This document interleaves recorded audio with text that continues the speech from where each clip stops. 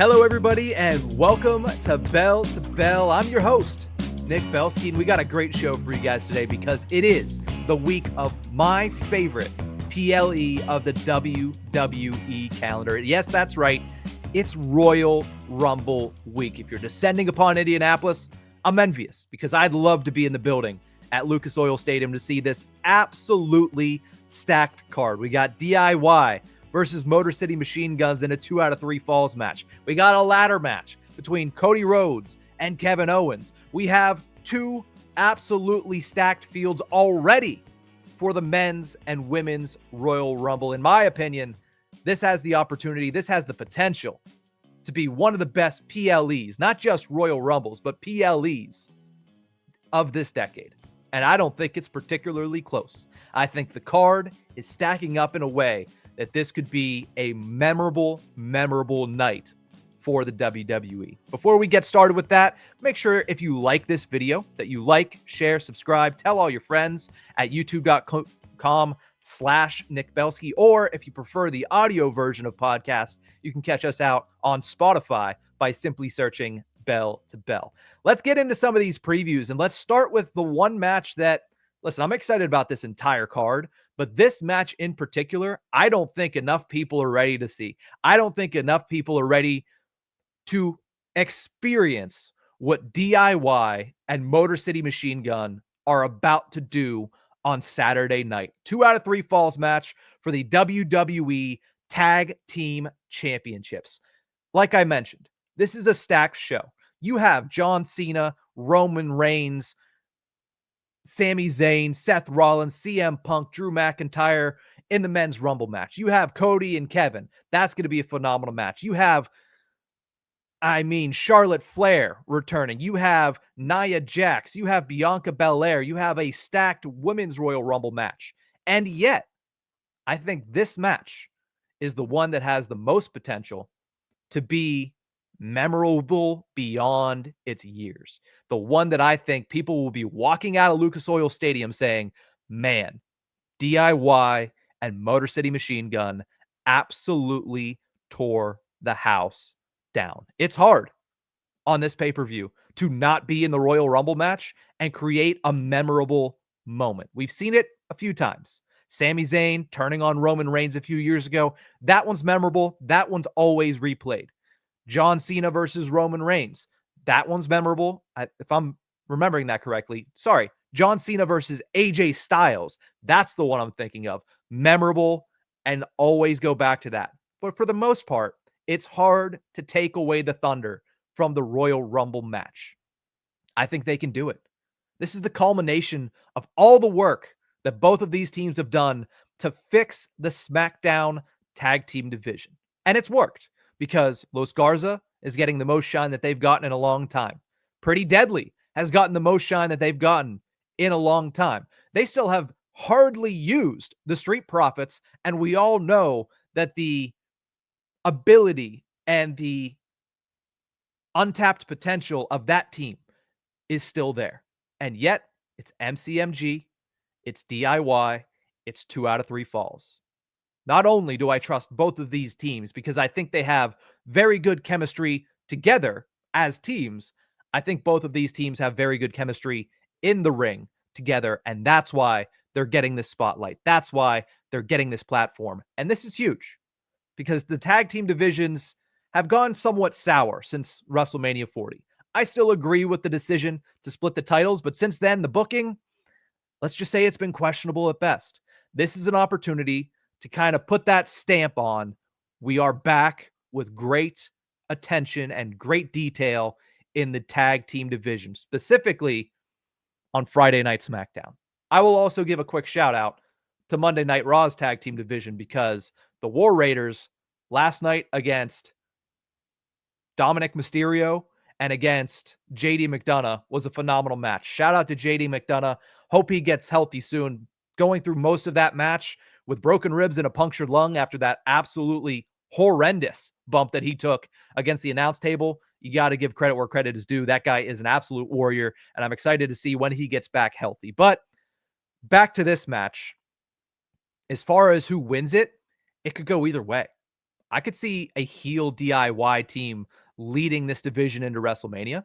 I could also see Motor City Machine Guns leading this division into WrestleMania. What I would prefer is DIY. Not because I don't like Motor City Machine Guns, not because I don't think that they can be good champions, because I know they can be, but because since WrestleMania 40, these belts have been successfully defended twice. Twice. I don't count disqualifications because that's just throwing the match out. So I don't say that that is a successful defense. With that in mind, two, since WrestleMania 40, you need a little bit of stability as well to help build this division. And I think you can get that by allowing DIY to retain on this massive stage. That's what I want to see. What I expect to see, and I have a sneaking suspicion that this is what we're going to see, Motor City Machine Guns get the titles back and they carry it into WrestleMania 41. Just feels like that's what they're going to do. They were pushed to the moon from the second they got into WWE. We're seeing the same thing right now with Penta. Do I think they're going to slow that down and stop that momentum for a heel DIY again after they did it to take the belts off of MCMG? No, I don't think they're going to do that. So what I'd like to see is DIY. What I expect to see is the Motor City Machine Gun and an all-timer on Saturday night, 2 out of 3 falls for the WWE Tag Team Championships. Let's move over to the WWE Championship, the undisputed WWE Championship that will be fought for in a ladder match between Cody Rhodes and Kevin Owens. This is undoubtedly the best story that Cody Rhodes has had since he won the title at WrestleMania 40. I mean, there is no question. Everything from the start at Bad Blood with the post-show cell phone videos of Kevin Owens freaking out and knocking out Cody Rhodes outside of his bus to the last Saturday, again, in the Saturday night's main event where Cody Rhodes and Kevin Owens had the contract signing with Shawn Michaels mediating. This has been, as everybody likes to say nowadays, pure cinema for the WWE. KO as a heel is established now. He's a top heel in this company. A lot of people said, for the most part, well, he's got a point. Doesn't mean he's not a top heel. Drew McIntyre has had a point through most of his last year and his last run, and he's still one of the top heels in WWE. So the fact that they've been able to kind of shotgun Kevin Owens to the top of the card the way they have, as successfully as they have, it's phenomenal. Now, as for the match on Saturday itself, taking out of kind of the conversation what the storyline has been to this point, Kevin Owens in a ladder match is always phenomenal. 1-on-1, 2-on-2 if it's a tag match, 6-man tag matches.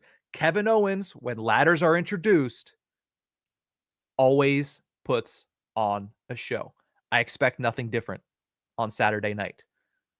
I understand there's some people that would like to see Kevin Owens win. And I could see the forest through the trees if that is the case.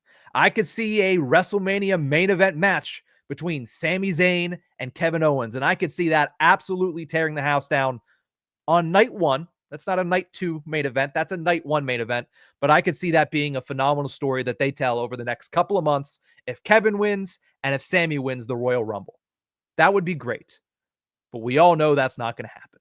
We all know that Cody Rhodes is going to retain his title. Cody Rhodes is going to add one more notch to what has been a very impressive title run since WrestleMania 40. And Cody Rhodes is going to head to WrestleMania 41 as the undisputed WWE Championship. Do I think this is going to be a good match? Yes. Do I think it's going to be as good as DIY versus Motor City Machine Guns? No. I think if DIY and MCMG are given the time, they'll tear the house down, they'll steal the show.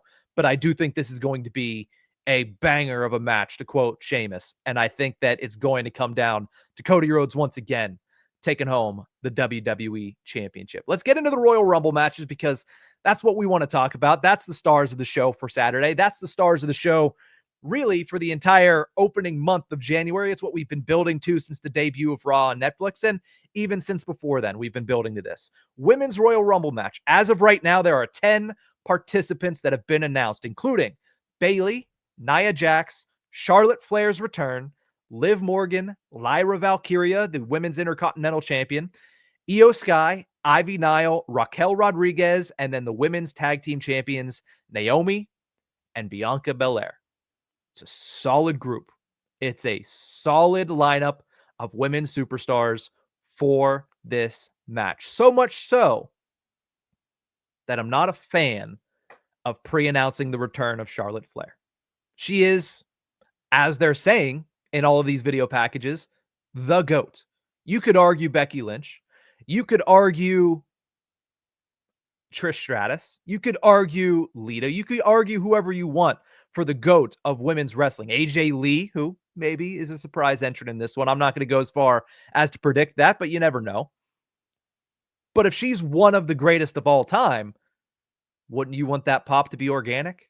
Wouldn't you want that return to be a surprise? I don't know. I'm not a fan of pre-announcing this return, especially because you already have so many names stacked on both the men's and the women's side. Also because the undercard matches are great. The undercard matches are going to draw eyes. Kevin versus Cody is going to draw eyes. Motor City Machine Guns versus DIY is going to draw eyes. So I wasn't a fan of announcing Charlotte's return at the Royal Rumble. There's already so much buzz around this event. I didn't quite understand that. But nonetheless, I'm excited that she's returning. The women's division is obviously better when she is in it. And I think she's going to be one of the big factors in this Saturday's matchup. Now, as far as who I think are going to be surprise entries, and these might not be surprises to you, these might be expected to you, but these are entries that have not been announced and people that have not been on WWE TV in a while. A lot of people are talking about Asuka. I could see that happening. A lot of people are talking about Becky Lynch. I could see that happening. And a lot of people are talking about Jade Cargill getting back into the WWE Performance Center, getting back into shape, getting back into ring shape. I think she returns as well. I think you get the big three there. Asuka, Becky Lynch, and Jade Cargill all returning for this year's Royal Rumble match. With that said, we got a lot of participants. I just threw in 3 more, so that would be 13, nearly half the field. Who finishes last? Who's in the final 4? And who is heading to WrestleMania to main event against one of Rhea Ripley or Tiffany Stratton? At least that's who I would imagine the women's title holders are going to be going into WrestleMania 41. Last year, the final 4 were Bayley, Jade Cargill, Liv Morgan, who has been the runner-up in the last 2 Royal Rumble matches, and you could say one of Bianca Belair or Tiffany Stratton. Tiffany Stratton technically hit the ground first, but it was really a final 3 because Belair and Stratton went out at the same time.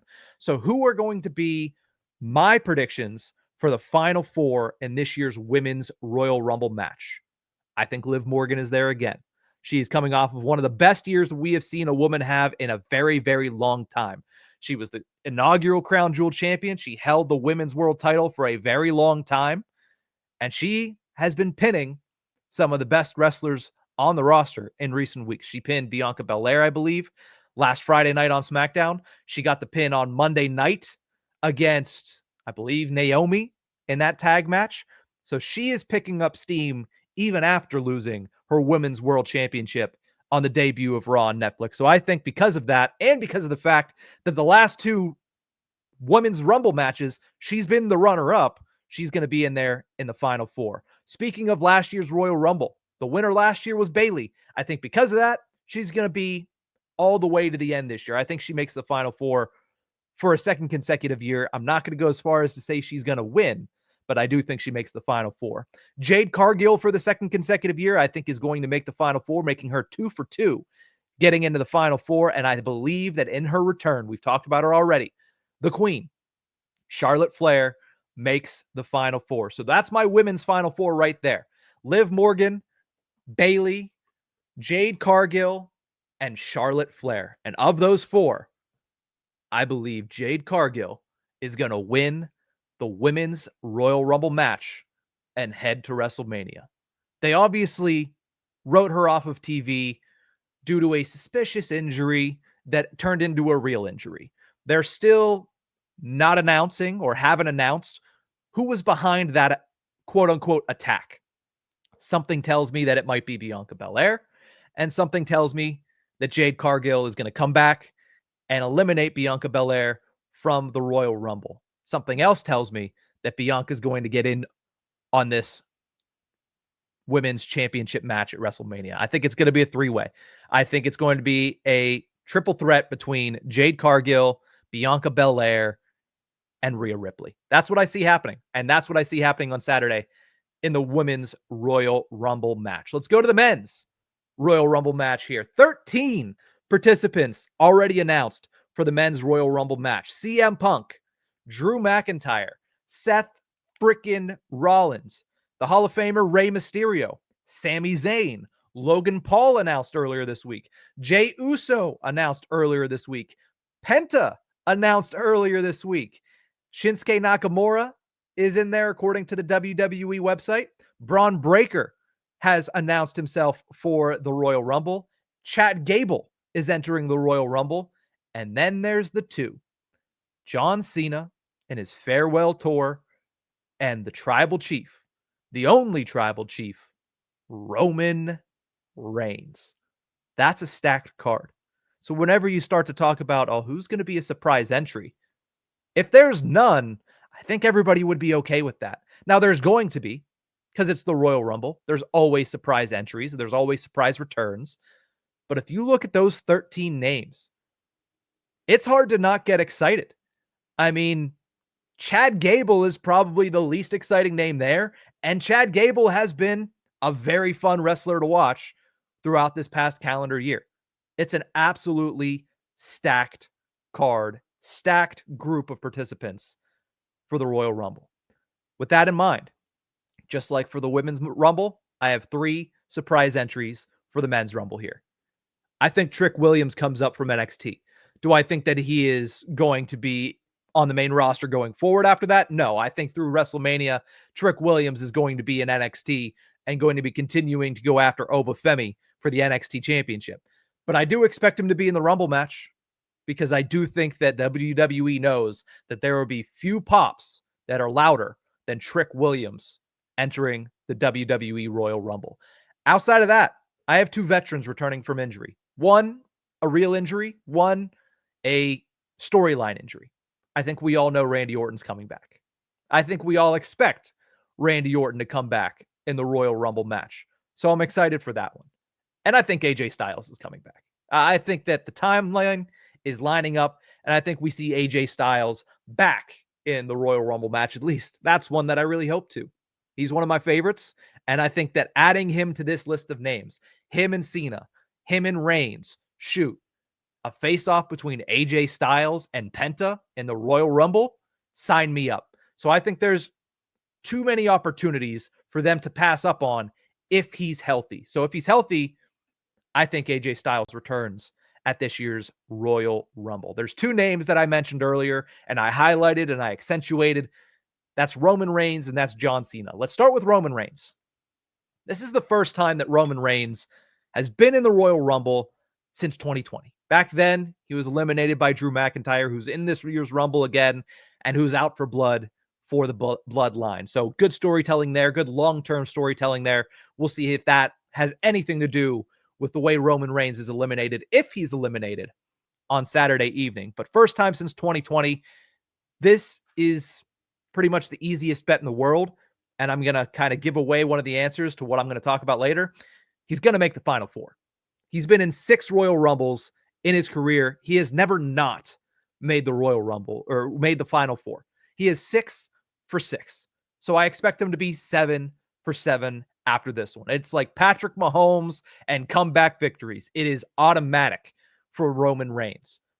6 for 6, getting to the Final 4 in his career in the Royal Rumble. 32 career eliminations, which is 14 behind Kane. I don't think he's going to enter early enough to surpass Kane in this one. That, and it would take a history-making Royal Rumble. And with the amount of names that are in this, I just think there's going to be too much storytelling to go around, and I don't think they're just going to make Roman Reigns that overpowered with this many names in the Rumble. Not with Rollins, not with Mysterio, not with even Breaker. I don't think that he could just run through Breaker. I think that they'd be a little bit more careful than that. So I don't think he beats Kane. I don't think he gets close to Kane because I don't think he enters that early in the match. I think he's going to be able to say storyline-wise, that he campaigned for a spot between 20 and 30, at the very least.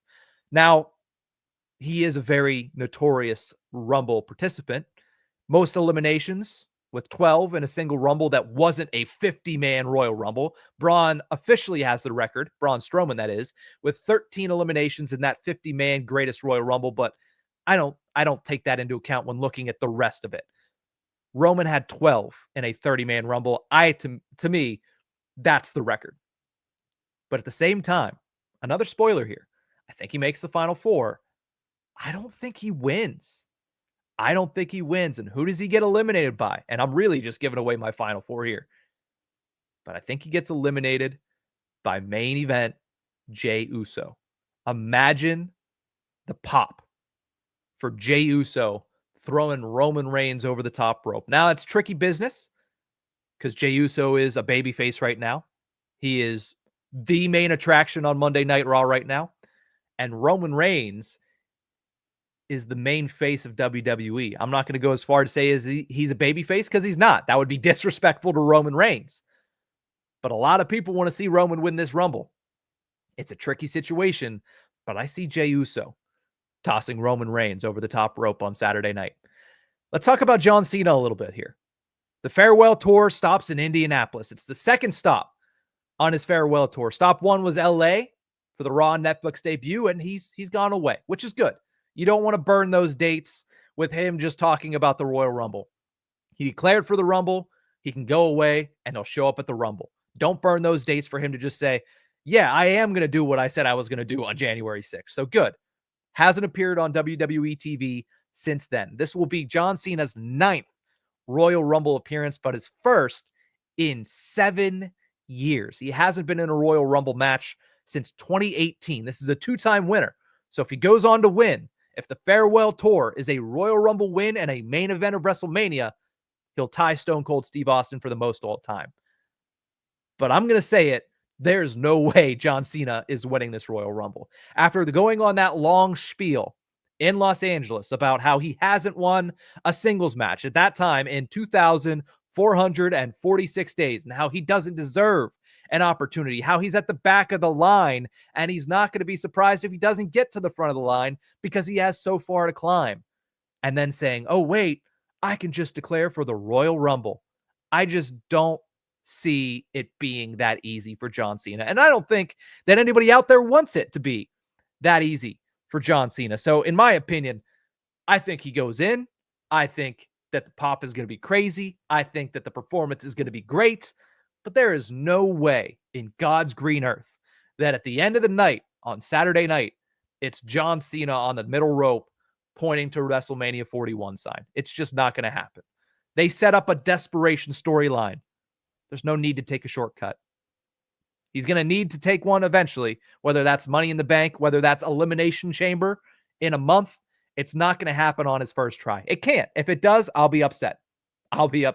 Especially because he's already expected to be at Elimination Chamber in Toronto. Why would you promote him so much for Elimination Chamber just to be in a promo with whoever he's facing at WrestleMania? It doesn't make sense. Put him in the Elimination Chamber. It's his last go around the track. You got to put him in all these specialty matches. I think he gets into the Chamber match, and I think because of that, there's no way that he wins Saturday's Royal Rumble. So let's get to the Final Four predictions. Like we did for the women's, we'll do it for the men's.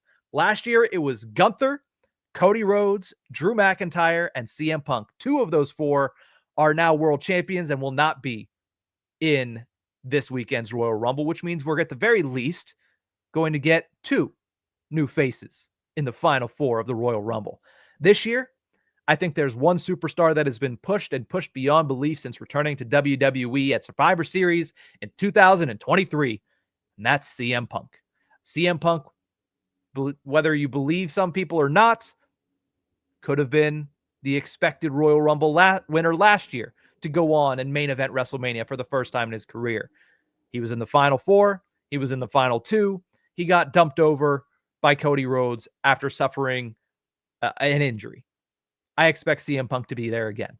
I don't think that the way that they've been booking him tells you anything other than the fact that he's at the very least going to be in the Final Four. I mentioned John Cena. There's no way he's winning. there's also no way they're not going to put him in the Final Four. They're not going to lead out all the drama. They're not going to lead out all the desperation by having him eliminated 7th to last, 6th to last, even 5th to last. He's going to make the Final Four. He's going to be sitting there saying, oh, wait, maybe I can do this. Oh, wait, I've been here before. Oh, wait, this is a real possibility. I could main event WrestleMania after being off WWE TV for a long time, and I could go after that title, that record-making title. They're going to have the stare down. They're going to have him in that Final Four where he looks around and says, this is it. I'm so close. There's no way he doesn't. Outside of CM Punk and John Cena, Roman Reigns is another obvious one. And I told you the other one is Jey Uso. So that's my Final Four. CM Punk, John Cena, Roman Reigns, and main event Jey Uso. I said Uso throws out Reigns. I don't think it matters who throws out Jey Uso between John Cena and CM Punk. And my prediction for Saturday night, CM Punk eliminates John Cena, ends his hopes of main eventing WrestleMania, at least through the Rumble, and stamps his ticket for the first time ever to go to WrestleMania. Whether that's him versus Gunther or him versus Cody, I think that is something a lot of people are going to be excited about. Now, I will say, it could be one of so many people. I could see John Cena. No, I can't see John Cena. I just said I couldn't. I could see Roman Reigns winning this. I could see Seth freaking Rollins winning this. I could see Randy Orton winning this and setting up a match between him and Cody Rhodes after he eventually turns on him, if that is the plan. I could see so many people winning this year's Rumble, which is why I think it has the opportunity to be one of the best Rumbles matches and PLEs that we've seen in a very, very long time. So that's my predictions. That's the match card. That's the preview of the 2025 Royal Rumble. I have Motor City Machine Guns becoming new champions. I have Cody Rhodes retaining his championship. I have Jade Cargill returning and winning the Women's Royal Rumble. And I have CM Punk, the best in the world, going to WrestleMania as the man who won the 2025 absolutely stacked Royal Rumble. Before we head out of here, I want to have a brief conversation about the Wyatt Sicks because I was going to wait on it, but at this point, let's have this conversation. The Wyatt Sicks need a reset. Completely, utterly, they're in need of a reset. The QR codes were a great build-up before they debuted. Their debut segment was amazing. It had people in every walk of life talking about it. I think it was Pat McAfee who did like a 25-minute segment on his ESPN show the following day after the debut of the Wyatt Sicks. It was amazing. Everything since kind of missed the mark. And maybe that's the point of them transferring over the Smackdown. And still, the way they were transferred over the Smackdown, I thought missed the mark too. They didn't come out and say, we're here. They didn't come out and kind of make a statement. They didn't take somebody out on SmackDown. It was Karrion Kross going to Adam Pearce and him saying, oh, yeah, the Wyatts, they're on SmackDown now. And then the Wyatts have yet to show up on SmackDown. They need a reset. I think that reset's going to take some time. And I think they need to be built as one of, if not the strongest factions in WWE going forward. They needed to get away from Gable and American Made. They needed to get away from Cross and the Final Testament. That wasn't working. So I like the fact that they're starting over on SmackDown. Now, why do I say that they need to be built as one of the strongest, if not the strongest factions in WWE? Because right now, WWE doesn't have any strong factions. Judgment Day, especially after the injury to JD McDonough and whatever's going to happen with Finn Balor when he eventually comes back to TV, Judgment Day is dead. It's done completely. Bloodline 1, they've all gone out and into their own directions. Roman Reigns is the OTC, is on his own. Jimmy Uso said as much on SmackDown a couple of weeks ago where he said, Jay's going for a title, Roman's going to the Rumble, I got to carve my own path. Bloodline 1 is not a faction anymore. They could always return, but as of right now, I don't see them as an active faction in WWE. Bloodline 2.0 is not a thing anymore. Solo's been off TV. Jacob seems like he's getting pushed separately. Tama Tonga had a singles match last Friday, for God's sakes. Bloodline 2 to me is done until they show up in a storyline together again until they start to put the pieces back together again. I'm going to operate as if they're done. Final Testament is flailing. Where's Akam and Razor? Where's Paul Ellering? It feels like Karrion Kross is getting pulled apart and separated. And The Miz was even in Final Testament for a little while. He got moved over to SmackDown, so they separated that. There's not a lot of factions in WWE. Families are getting torn apart. Friendships are getting torn apart. Hypothetically, the one family that should persist is the Wyatt Sicks. Belts shouldn't be a primary focus, I don't think, for these guys yet. I think you can build strong stories and strong feuds through a connected message. Is it targeting people who turned on family? Maybe, because all of these factions are breaking up. Maybe the Wyatt Sicks go after Solo Sikoa. Maybe the Wyatt Sicks go after DIY. Maybe they go after somebody else. But I don't think their primary focus should be on belts. They just need to be booked like a strong faction, and they need to be used sparingly. That's why I'm not overly upset that they haven't been shown on SmackDown. I was upset at the execution of announcing that they had moved to SmackDown. Use them sparingly. Let them build up slowly, not through QR codes again. We don't want to move backwards, but let them build slowly. And honestly, let them take some time right now. It's unlikely that the Wyatt Sicks are featured on WrestleMania. I would be surprised. Unless they somehow shoehorn in an 8-man or a 6-man tag match like they did last year with Legado and Dom versus the LWO and Final Testament versus the Pride, which was, Lashley and the Street Profits. They did it last year. Maybe they do it again. But something tells me that they need to pump the brakes and they need to go hard on the Wyatts being a dominant faction from WrestleMania onward. How much will they be used in the coming months? I would imagine sparingly, if everybody else, at the very least, if WWE is thinking along the same lines as me. But they need to be careful because this is an act. This is a group that had a lot of buzz. This is a group that a lot of people want to see and a lot of people want to see succeed. They need to be booked adequately with that in mind. So I'm hoping that that's the case. I'm hoping that the move to SmackDown does Uncle Howdy and his group of misfits well, because I really want to see that succeed going forward after WrestleMania 41. I don't think that you can rush them into a feud going into WrestleMania. It just doesn't feel like they are established enough yet for that, especially after the way that they fizzled out going up against the Final Testament on Monday Night Raw. But that's going to do it for this episode of Bell to Bell. Thank you guys so much for tuning into this one. Let me know in the comment section who you think is walking away from Saturday night as the winners of the men's and women's Royal Rumble. Remember, you can like, share, subscribe if you enjoyed this video at youtube.com/Nick Belsky, or if you prefer a podcast version, you can check us out at Bell to Bell on Spotify. We'll see you guys next time.